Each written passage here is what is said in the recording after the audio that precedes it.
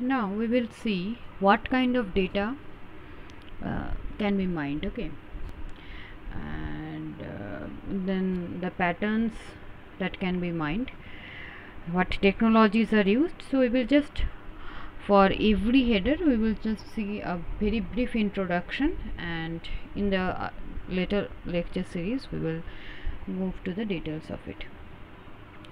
So on what kind of data we are going to apply this data mining.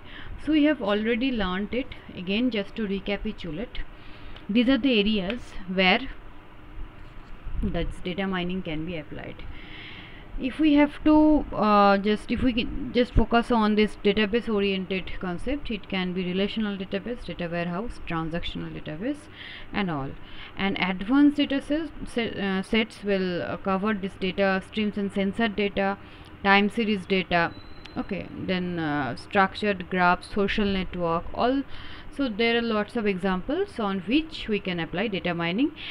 Just to remember only one point, that the data which needs to be cleaned, where the enormous amount of data is getting generated every day, every minute, on those areas where we need that storage of data is very difficult, is a great concern, and we need some tools where the process can be automated. On those areas we are going to apply data mining only.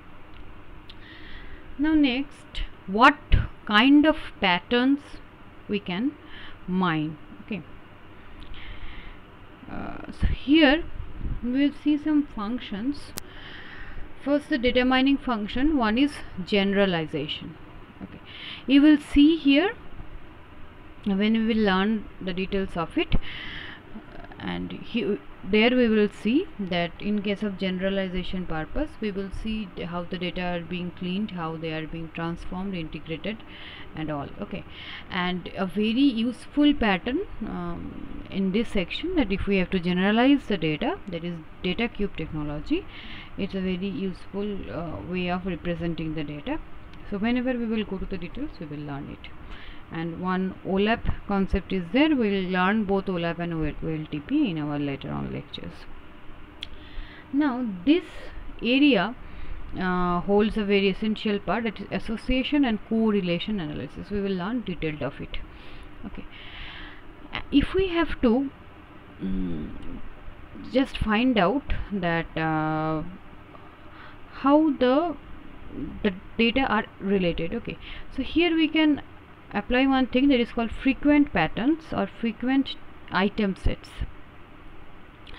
So you can see this kind of thing in suggestive technology. Say we are purchasing something in Amazon, so you can see it will automatically suggest one new product, where most oftenly that item was bought with this particular item, right? So many customers has chosen both the items together. So it can be done with the using this frequent patterns, pattern matching. Okay, with the item 1, what items can be matched with it, so that both can be sold at a time. Okay, and we will focus in this part, association, correlation. Okay, so here you will see that one association rule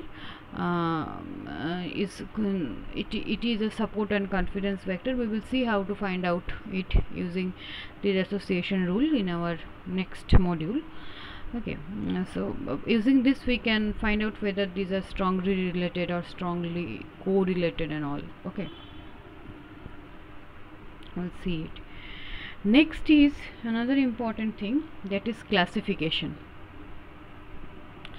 Okay, classification means we will come up with some machine learning technique, using which we will have some predefined rule or some trained data. Trained data means they know how to behave. Okay, for this kind of situation, what the output they have to generate, they know it, and based on those training models we have to design the algorithm in such a fashion that whenever a new data will come, it can act accordingly. Okay, so we have to model it, and you will see in this class there are various classification algorithms available, and we can use it uh, to classify this the data, means, or to mine, the process of data mining. We can use this classification as well. Some important classification algorithms are decision tree, Naive Bayesian classifier, support vector machine, neural network. So here in our lecture we will mainly focus on decision tree, naive Bayes classification, and a very small part of SVM, that is support vector machine. There will be introduction to logistic regression as well. So we will learn these algorithms, how it helps in classifying our data.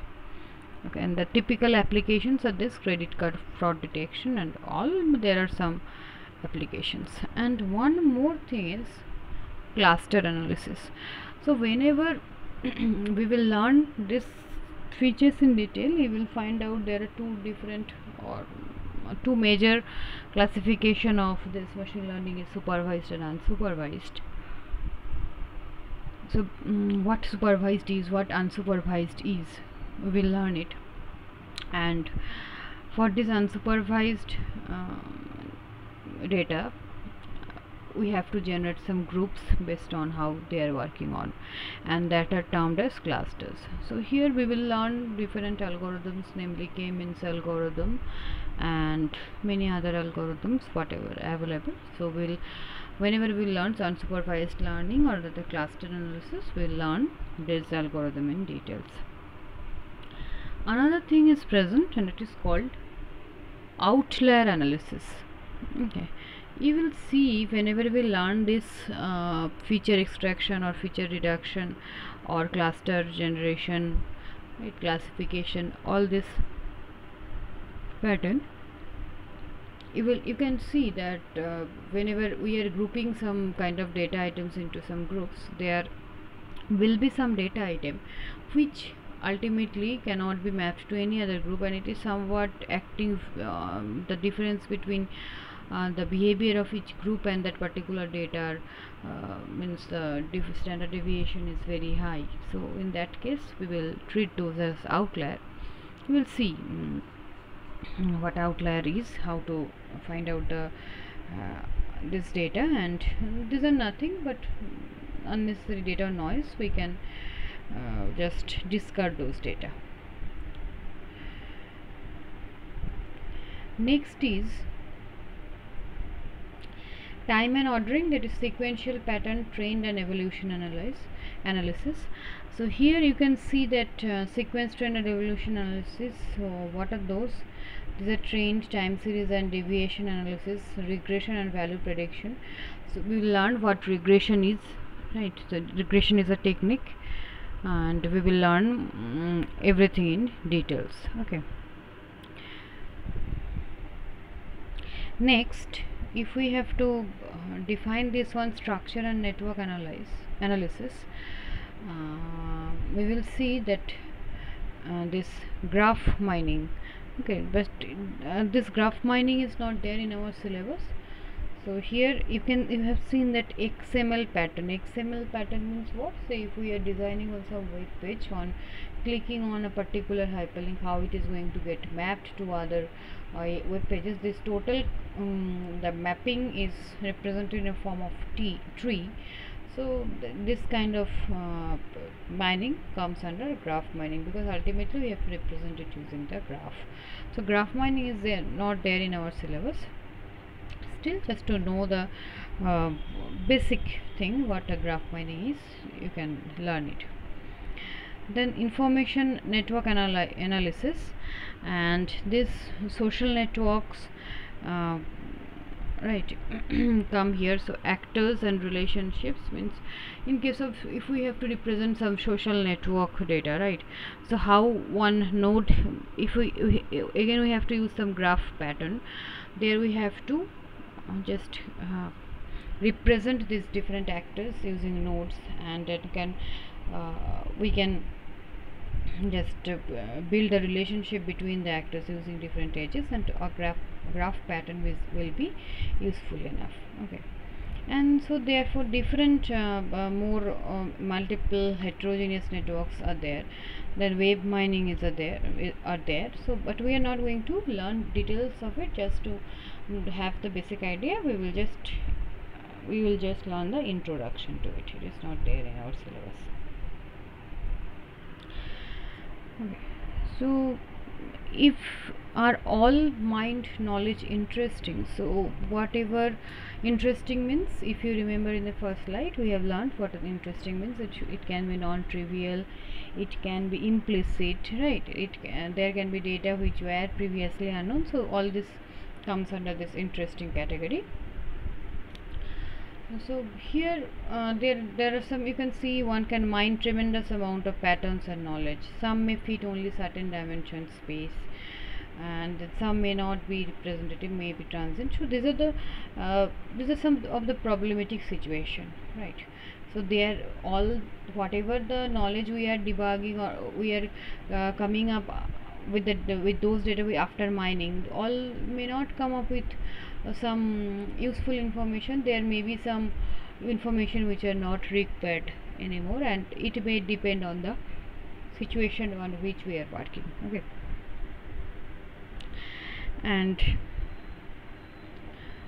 if we have to directly mine only the interesting knowledge, we have to focus on accuracy, we have to focus on descriptive versus predictive, means whether we are going to focus on predictive nature of data or descriptive, all those. And now we will see what technology are used. Okay, just we will learn the names here. These are the technologies available. Pattern recognition, machine learning applications, algorithms, database technology, visualization, statistics, many more. And these are the technologies available, but in our syllabus we are going to more focus on machine learning part, pattern recognition part, somewhat to statistics part. Okay, so these are the disciplines where we are going to focus on. And why confluence of multiple disciplines? Why we are just taking care of multiple disciplines? Because of the following reasons: that tremendous amount of data, high dimensionality of data. You may get confused that how data can have multiple dimensions. Okay, see, to predict what can be the highest temperature of tomorrow, we have to consider many criteria of weather. Okay, what was the precipitation today, what was the humidity today, what was the highest temperature today, what is the lowest temperature today, how much wind blown today. Okay, so there will be multiple areas from where we are collecting the data. Okay, or rather multiple dimension we are considering. So this high dimensionality, if a data is have many hundred and 200s of dimension, okay, so that can means that can be a problematic situation. So there is other techniques of dimensionality reduction and all, we will learn those. Okay, high complexity of data and new and sophisticated applications. So these are the reasons for which we have to consider the multiple disciplines. Okay. Now next we will see what kind of applications are targeted. Okay, so these are the areas which are being targeted. So just to have the knowledge, you can just go through it. Okay, so these were the applications which were targeted. Now we will see some major issues in data mining. What are the major issues? This mining methodology.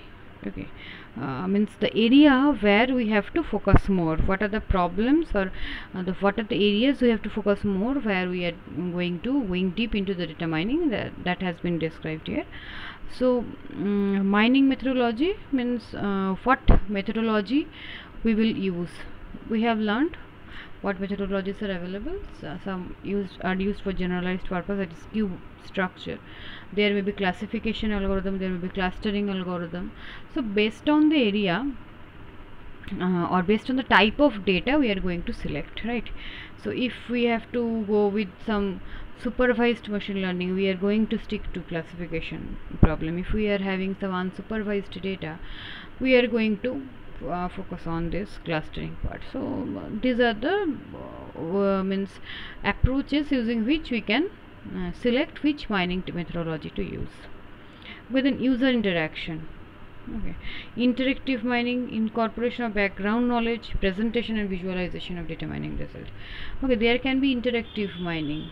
Okay, some say we are using different sources and we are mining in using some patterns in one area, using another pattern in some area, and that can be done using interactive pattern. But here we will, in our syllabus, we will just focus on the techniques that we can use. Okay. Then efficiency and scalability, and this is another one issue, is how efficient my algorithm is, okay, and how scalable my algorithm is. We have to focus as well. Then diversity of data type, right? So whatever the data mining methodology we are using, it should be capable enough to handle complex types of data, right? And so if we are we just focus on some data mining which can use just you can say some it is not capable of using dynamic data which are just coming dynamically to the data warehouse, and it is not capable of using network data, so that is not acceptable. So we have to keep in mind the diversity of data types and how much area or whatever the areas of the data are present, which means which it can cover. It should be capable of handling any kind of data. Then data mining and society. So social impacts of data mining, then privacy preserving is a most important part. Okay, so these are the areas which we have to focus on. Now a brief history of data mining and data mining society is being presented in the slide. Just go through it just to have the knowledge, and these are the areas, okay, of data mining society. These are the presents, and to summarize what we have learned so far, it can be summarized in this manner. That is what data mining is, okay, what KDD process is, and what are the functionalities of data mining we have learned. That is characterization, discrimination, association, classification, clustering, outlier analysis, right? What are the major issues in data mining? So this is a very short introduction to what data mining is. We are going to explore each and everything in detail in our later lecture series. Thank you.